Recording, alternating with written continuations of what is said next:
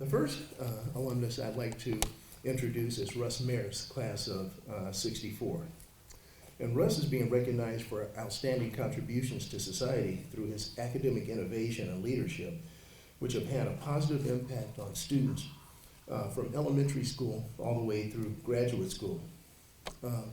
Russ graduated from Harvey Mudd in 1964 with a BS in engineering. He spent most of his career as a professor at Cal State University East Bay, which was formerly known as Cal State Hayward. Russ was faced with many academic challenges there, and he developed a new set of tools in order to educate and convey the tools of mathematics to his students, which I'm sure he'll go through in his presentation this morning. But he's known as a great educator, has been very inspirational to his students, and have done things to actually change the teaching paradigm for mathematics. He's also had a very giving career, again, which you'll hear more about at the Outstanding Alumni, or at the award ceremony this evening. But his contributions to society extend beyond just academia. I guess for 15 years, he was the official timekeeper for all home NC2A basketball games.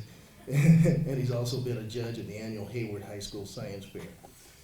He truly represents the types of students that Harvey Mudd College was created to educate. And please join me in welcoming Russ Merris.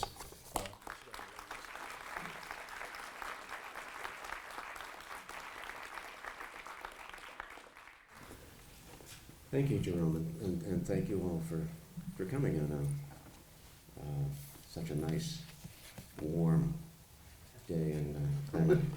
I was up in Sitka for Thanksgiving when I got the message. I had a little bit of extra time, and so I checked an email account that I almost never use, and in the spam folder was a 2-week-old email purporting to be from Jerome Jackson, and it was so I opened this, and it was I thought, it was congratulating me on my selection as an outstanding alumnus at Harvey Mudd College, and my reaction was just spontaneous. I got tears welled up in my eyes, and I see if I can read my notes here. What an amazing tribute, I thought, and so exquisitely well timed. But after all these years, who would have gone to the trouble of staging such an elaborate prank?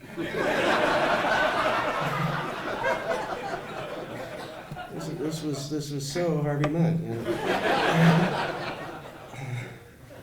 Okay, well, to plagiarize abuse and expression of Maria Clave, I'm sometimes subject to, and especially now, to episodes of the imposter phobia, sort of a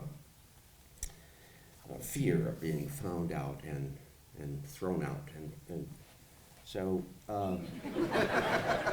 before that happens, before the hook comes, I want to just share with you, feel the need to share with you.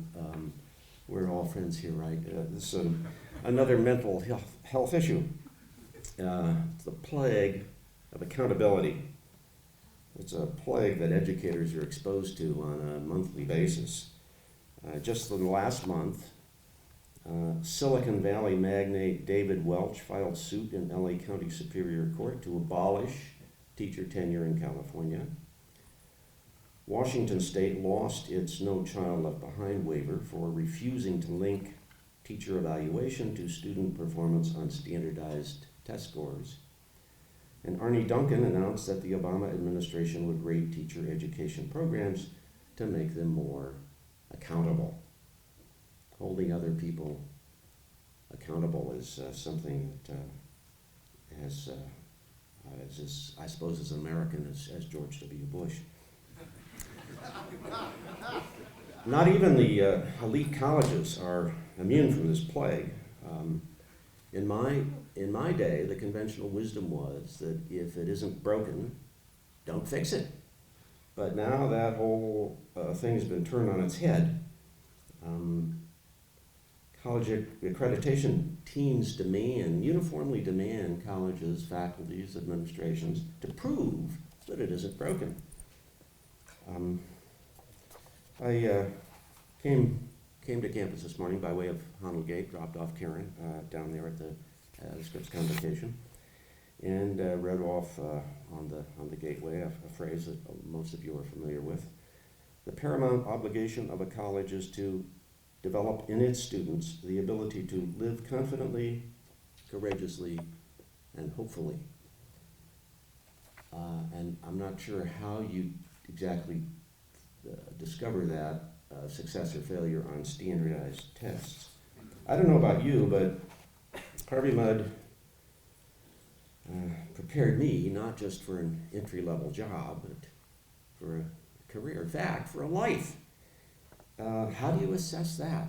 How is the current faculty supposed to prove to the compulsive bean-counting bureaucrats who come around on the assessment teams, the accreditation teams, and demand that until you can prove that 50 years from now, graduates will be coming back and able to talk about productive, creative, socially responsible careers.